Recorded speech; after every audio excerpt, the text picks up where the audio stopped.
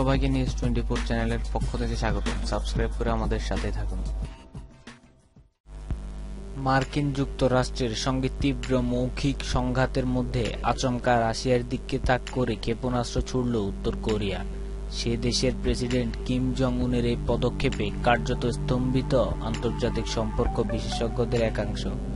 যদিও শেষ পাওয়া খবরে জানা গেছে ক্ষেপণাস্ত্রটি লক্ষ্যে আঘাত করার আগেই মাঝপথেই ধ্বংস হয়ে গেছে। ক্ষেপণাস্ত্রটি মাঝপথে ধ্বংস হয়ে গেছে নাকি ইচ্ছা করেই সেগুলিকে আগে নষ্ট করে দেয়া হলো সে বিষয়ে কোনো স্পষ্ট উত্তর মেলেনি। মার্কিন গোয়েন্দারা জানিয়েছেন এদিন রাজধানী পিংইয়ং থেকে মাঝারি পাল্লার ব্যালিস্টিক মিসাইল ছোড়া হয়েছে। মিসাইলটি সম্ভবত KN-17 ব্যালিস্টিক মিসাইল, কিন্তু ছোড়ার খানিকক্ষণের মধ্যে জাপানের সমুদ্রে ভেঙে পড়ে ক্ষেপণাস্ত্রটি। মিসাইলটি উত্তর কোরিয়ার সীমান্ত থেকেও বেরোয়নি।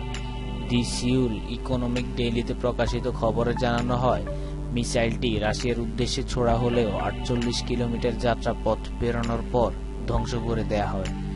ওই সংবাদপত্রের দাবি, মিসাইলটি যদি ধ্বংস না করে দেয়া হতো তাহলে রুশ সেনাবাহিনীর সামুদ্রিক ঘাঁটিতে আছড়ে পড়তে পারত। রুশ প্রতিরক্ষা ও নিরাপত্তা কমিটির প্রধান ভিক্টর উজেরভ জানিয়েছেন, এই খবর পাওয়ার পরেই দেশের উত্তর ভাগের এয়ার ডিফেন্স সিস্টেমকে সজাগ করে দেয়া হয় ও হাই অ্যালার্ট জারি করা হয়। তৈরি রাখা হয় রুশ বিমান বাহিনীকেও। কয়েকদিন আগে মার্কিন প্রেসিডেন্ট ডোনাল্ড ট্রাম্পের সঙ্গে এক বৈঠকে রুশ প্রেসিডেন্ট ভ্লাদিমির পুতিন কূটনৈতিক সম্পর্ককে আরও জোরদার করার বিষয়ে সমর্থক জানান। দুই দেশই একত্রে উত্তর কোরিয়ার আগ্রাসী মনোভাবের বিরুদ্ধে কাজ করার ইঙ্গিত দেয়। সেই আগেই কি কিম জং উনের এই পদক্ষেপ? প্রশ্নটা উঠতে শুরু করেছে আন্তর্জাতিক মহলে।